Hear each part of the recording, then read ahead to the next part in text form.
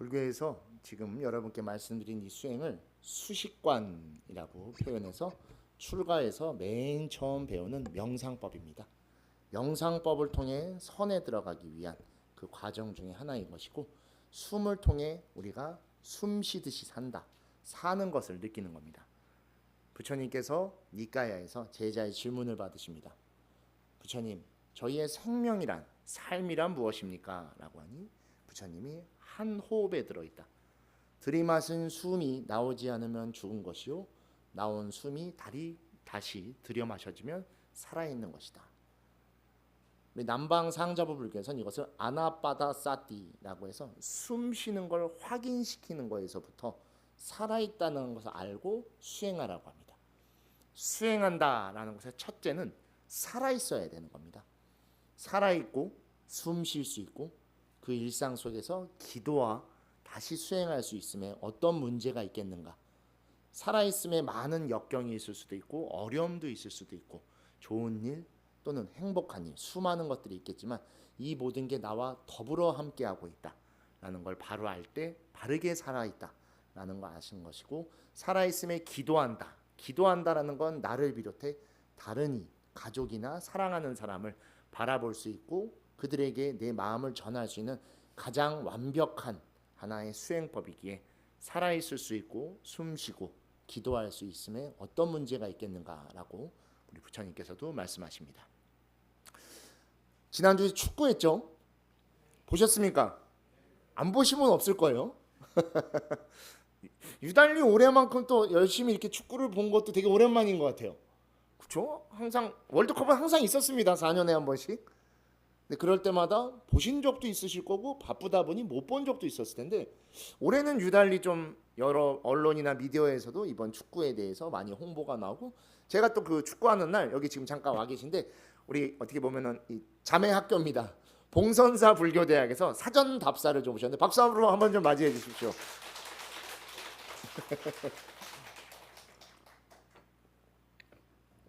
봉선사랑 생전 인연 없이 살다가 봉선사 교구장 스님, 호산 스님께서 요새 TV에 종종 나오시죠? 스노우보드 스님. 그럼 아실 거예요. 다들 봉선사 교구장이라고 하면 모르고 스노우보드 스님이라고 하면 알 정도로 하는 스님이 저랑 오래된 인연이신데, 봉선사의 주지가 되시면서 전에부터 꼭 저한테 한번 와서 강의라도 좀 해라, 법문이라도 하라 했는데 해인사라는 핑계로 계속 지냈고 또 계속 바삐 지내다 보는데, 여러분 아시다시피 요새 서울에서 활동을 많이 하다 보니 오며 가며 얼굴이 보이는데 안 들어줄 수 없는 상황이라 올해부터 봉선사에서 2년이 됐고, 또 2년 된 분들께 또 이렇게 좋은 도량을 한번 소개해드리면 너무 좋겠다. 제가 화엄사 살면서도 항상 참 너무 아름다운 공간인 것 같아요. 우리만 보면 너무 좋겠지만 우리만 보기에 아까운 도량.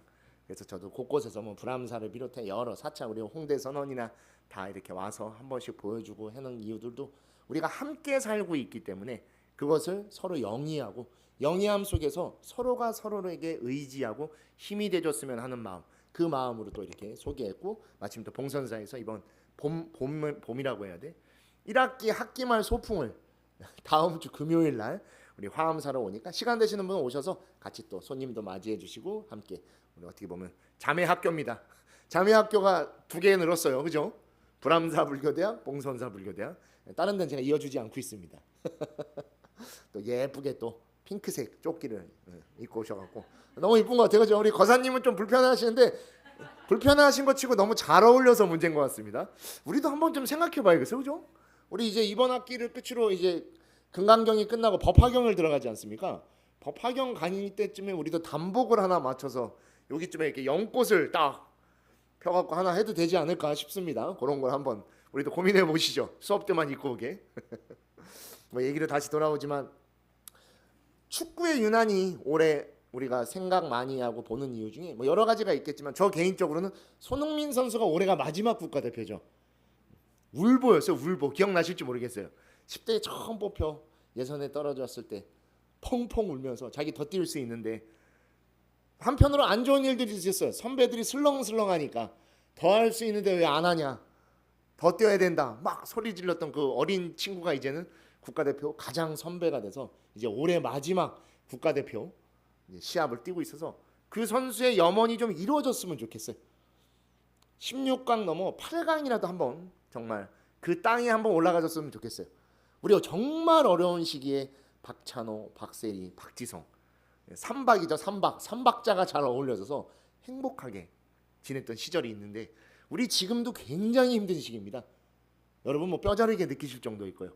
그런 속에 월드컵이 있다 보니 우리가 더 열광하고 다시 힘을 모아 응원하는 거 아닌가 싶습니다. 그래서 마침 그때 봉선사 불교대학 수업 중이었어서 수업이 끝나고 하이라이트를 다 같이 봤는데 2대1로 이겼더라고요. 진짜 깜짝 놀랐어요. 잘하면 비기겠지 정도 생각했는데 이겼어요. 16년 만에 첫 승입니다. 아세요? 16년 만이요. 여기 계신 분들 저를 포함해 다 2002년에 이 로망이 있다 보니까 항상 그 정도 하지 않나라고 하면서 우리가 무관심한 속에서 16년간 첫 승 한 번을 못 해봤던 거예요. 그러다 보니 우리도 자연스럽게 나 몰라라 하는 지경이 됐고, 근데 어느 시점이 지나 14년이 지나서 14년이 아니지 26년이 지나 그죠? 24년이 지나네. 와 24년이 지나 첫 승을 해가지고 기대감이 큽니다. 매주 금요일 날 한다 하더라고요. 매주 토요일 날 해주면 좋겠는데 금요일마다 봉선사 불교대학이 있어갖고 휴가 갈 수도 없고 우리가 안 되죠. 거기는 휴강해도 우리는 휴강하면 안 되는 약간 그런 느낌. 절대 안 됩니다. 왜 이런 말씀드리냐면 2002년에 우리 정말 축구를 모두가 모여서 열광했었습니다. 왜 그렇게 즐거워했죠? 그냥 선수들이 시합 나가서 시합 잘 뛰어서 이긴 거 그거밖에 없어요. 그 선수들 보너스 받겠죠? 그리고 성적이 잘 나온 거고. 우리랑 아무 상관없습니다. 우리의 인생과 단 하나의 연결점도 없습니다. 근데 그렇지 않죠. 뭐가 달랐죠? 우리가 행복했었습니다. 그때 행복하지 않은 분이 없었을 거예요. 그냥 기대와 들뜸, 설레임, 그냥 막연히 잘할 거라는 기대감, 그리고 우리가 다 같이 뭐 했죠? 기도했어요. 기도. 염원해서 꼭 16강 올라갔으면 좋겠다. 16강 올라가니까 8강 갔으면 좋겠다. 별거 아닌 그냥 두 손 모아 한 이게 기도입니다. 선수들이 잘한 것도 있지만 선수들만 잘한 게 아닙니다. 모두가 잘했었어요. 국민 모두가 다 붉은 악마였었어요. 빨간색 티 안 입어보면 한 분도 없을 거예요. 그 빨간 티 집에 지금도 있나요? 어딘가에 다 사라지고 없을 겁니다. 다른 나라에서도 되게 좀 놀랐었어요. 와, 왜 저렇게까지 하나. 즐길 게 없었고 행복할 일이 없었었는데 그거 하나로 행복했던 거예요. 그냥 저 선수들이 빨간 옷 입고 태극기 달고, 특히 우리나라에서 그렇게 열리는데 나라의 잔치를 진짜 잔치답게 해주니 너무 행복했던 겁니다. 각자로 바라보면 단 하나도 상관없는 삶을 사는 존재들이지만 함께 한다라는 공간 속에서 우리 모두가 다 행복했을 수 있었던 겁니다.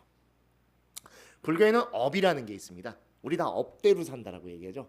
각각이 각각의 업으로 살아갑니다.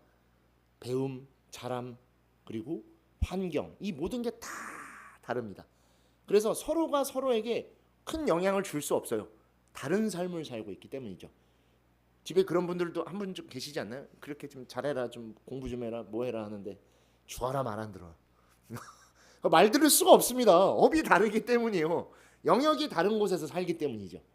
근데 불교에서는 그렇게 다른 삶만으로도 말하지 않습니다. 한 존재는 분명히 각자의 업으로 따로 삽니다. 근데 함께 산다라는 공간 속에서 우리는 공업중생이라고 불립니다. 들어본 적 있으시죠? 공업중생. 공업. 무슨 뜻인 줄 아십니까? 같이. 무엇을 같이 하죠? 그것도 알아봐야 돼요. 공업이라는 업이 어떤 업인지에 대해서도 명확하게 알아야 됩니다. 각자의 삶을 따로따로 우리는 다 살고, 집도 다 다르시잖아요. 먹는 것도 다르고 생각도 다르고 기도하는 법도 다르고 발언하는 것도 다 다르십니다. 근데 우리 지금 여기 어디 모여 있죠? 화엄사 법당에 한 공간에 모여 있죠. 나아가 우리 지금 어디에서 모여 있죠? 어느 지역이죠? 변동. 나아가 대전. 넓게 보면 대한민국. 더 나아가면 아시아. 더 나아가면 지구. 모든 공간 속에 함께 있습니다. 근데 좁히면 하나로 귀결되니 그게 나인 겁니다.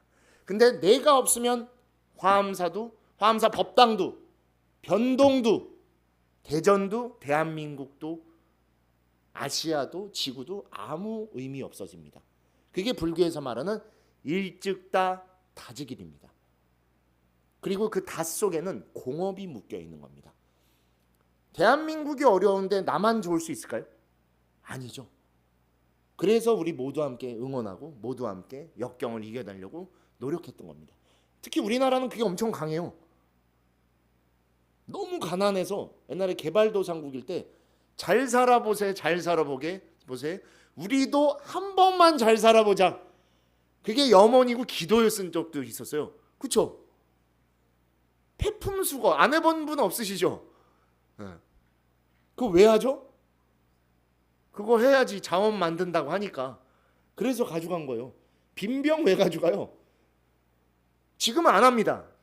지금 자제분들 손주분들 하세요? 그거 하면 인권유린이라고 뭐라 할걸요? 왜 우리 집 거 학교에 갖다 주냐고 난리 날 겁니다 진짜.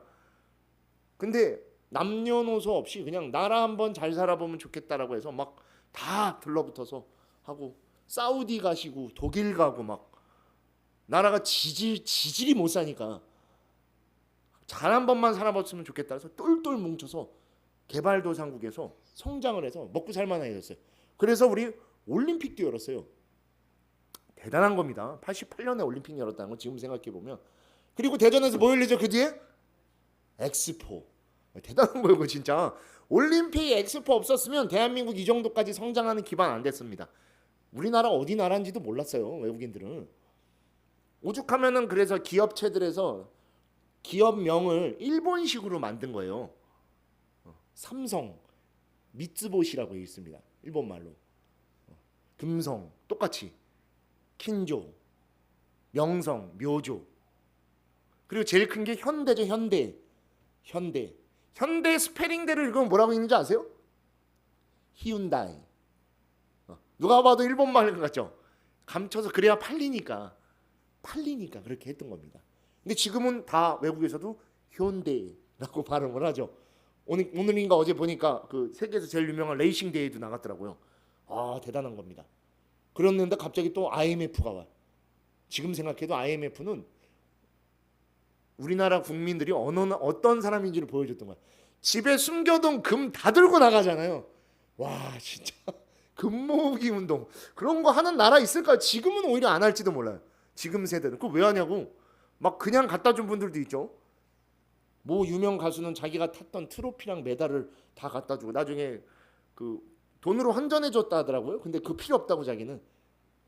대중들한테 사랑받아서 받았던 거니까 다 갖다 주겠다 하고, 훗날 인터뷰해 보니까 그때 그게 제일 아까웠다고. 카메라 앞인데 이거를 안 뭐 돌려받는다라고 할 수도 없고 그냥 줬다라고 하는데, 그렇게 똘똘 뭉쳤던 겁니다. 우리 알고 있어요 몸쪽으로. 우리 공업 중생인 거.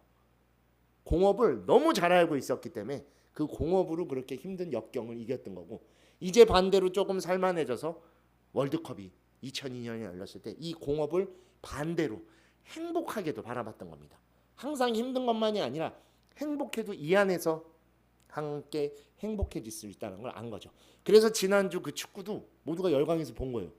광화문에서도 모여서 막 3만 명인가 모여서 응원했다 하더라고. 진짜 오랜만에 그 광경 뉴스에서 본 것 같아요. 저도 2002년 때 종로에 있었어 갖고, 그 종로에 그 뭐지 지금은 한겨레 신문인가가 하나 있을 거예요. 거기 옆에 전광판이 있어서 거기서 미국전을 봤던 기억이 있는데, 제가 보러 갔더니 비겼어요. 그 다음부터 안 봤더니 8강 간 겁니다. 4강까지 간 거예요. 제가 안 봐갖고. 제가 봤으면 16강에서 떨어졌을 겁니다. 뭔지 아시죠? 여러분도 보면은 떨어지는 분들 계시죠? 그분들은 하이라이트를 보세요. 우리의 업력이 세서 그런 겁니다. 내가 업력이 워낙 세서. 또 그런 분들 계세요. 내가 가면 손님 따라오는 분들, 밥 먹으러 갔는데 우르르 오는 분들 있죠. 그분은 그분의 업이, 손님은 사람을 부르는 업이어서 그런 거예요. 각자가 다 다른 업입니다. 근데 모여있는 순간 그게 유기적 작용을 할 수 있게 되는 겁니다. 모여있기 때문에. 그때는 톱니바퀴가 만들어지는 거예요. 한 명 한 명의 끈으로 이어져 있던 업이 모이는 순간 하나의 줄의 끈이 아닌 톱니바퀴가 돼서 모입니다. 착착착착착착. 하나의 톱니바퀴가 착각하고 돌아가면 저쪽도 어쩔 수 없이 움직이죠. 착각. 이게 공업입니다. 한 명 한 명의 업이지만 작게는 여러분이 공업이 되는 순간은 집안입니다. 집으로 가시는 순간부터 또 다른 존재와 얽혀 사시죠.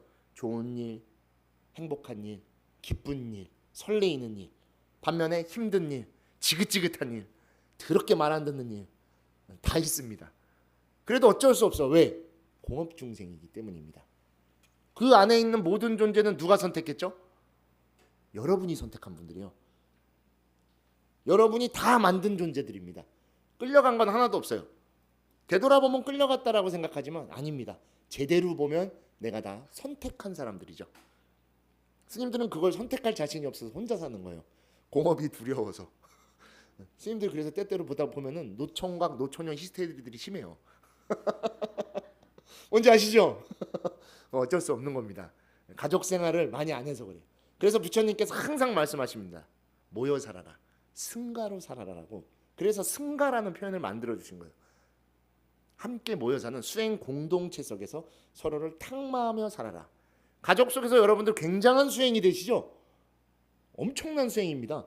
참는 것도 많으실 거고 참는 반면 또 해주려고 노력하는 것들도 많죠. 자, 비가 다 들어있죠. 일단 비, 힘든 일을 다 품어주죠.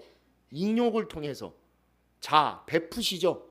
지금도 고민하실 겁니다. 오늘 저녁에 뭐 해주지? 점심 카레 끓여놓고 왔는데 먹었나? 근데 카레 왜 이렇게 해주는 거야 도대체? 카레 말고 딴 거 해주세요. 이제 오이냉국 해주셔도 됩니다. 어디 가실 때면 무조건 카레 하시더라. 옛날에도 기억에 뭐 카레 곰국 또 뭐죠 하나? 또 뭐 하는 거 있잖아. 항상 냉장고에 있으니까 데워 먹기만 해 라고 해도 안 데워 먹습니다. 남자들은 너무 힘들어. 그거 꺼내는 게 보통 힘든 일이 아니에요. 와서 끓여 놔주고 갔으면 좋겠어. 그것도 다 공업 중생입니다. 왜 이런 말씀드리냐면 축구도 있고 여러 가지도 있지만 축구를 통해서 이 사회를 볼 수도 있고 사회 속에 여러분들도 발견할 수 있듯이 우리는 하나하나의 존재로 살아가지만 사실은 함께 살아가는 존재입니다. 불교에서 수행을 논함에 있어서는 한 개인을 말합니다. 개인이 수행해서 그 힘으로 노력을 통해 인욕을 통해 깨달음을 얻는 것이기 때문이죠. 하지만 불교의 깨달음이라고 하는 건 나 하나를 위해서 존재하는 것이 절대로 아닙니다.